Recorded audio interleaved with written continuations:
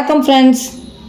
ஜனவரி 3 மூன்றாம் நாள் பயிற்சியாக காலை நேர இயற்கை உணவாக செவ்வாழை பழ புட்டிங்.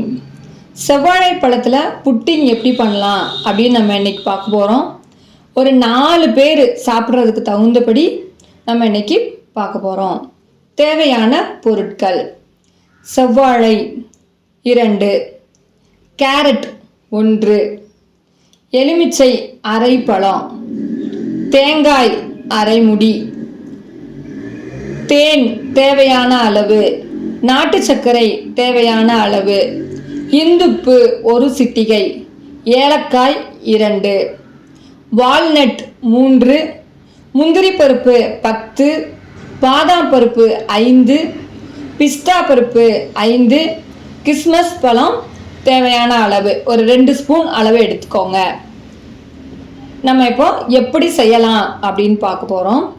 வால்நட், முந்திரி, பாதாம், பிஸ்தா இது எல்லாத்தையும் மிக்சியில் ஒரே ஒரு திருகி பொடித்த குருணை மாதிரி எடுத்து வச்சுக்குவோம். அப்புறமா கேரட், ஒரு கேரட்டை நல்லா துருவி எடுத்து வச்சுக்குவோம். தேங்காய் அரை முடி தேங்காவை நல்லா திருகி அதை ஒரு மிக்சியில் போட்டு அது கூட ஒரே ஒரு சிட்டிகை இந்துப்பு, 2 ஏலக்காய் அதில் போட்டு நம்ம தேங்காய் பால் எடுத்துருவோம். கொஞ்சம் தண்ணி சேர்த்து தேங்காய் பால் எடுத்து வச்சுருவோம்.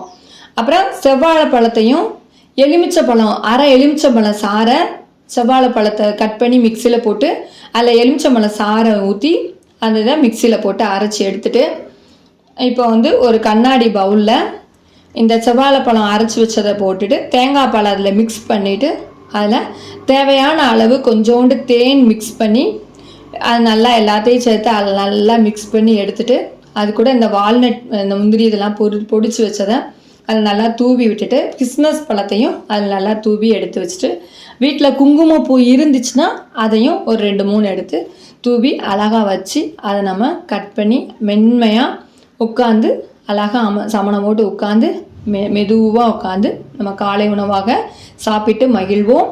நன்றி, வணக்கம்.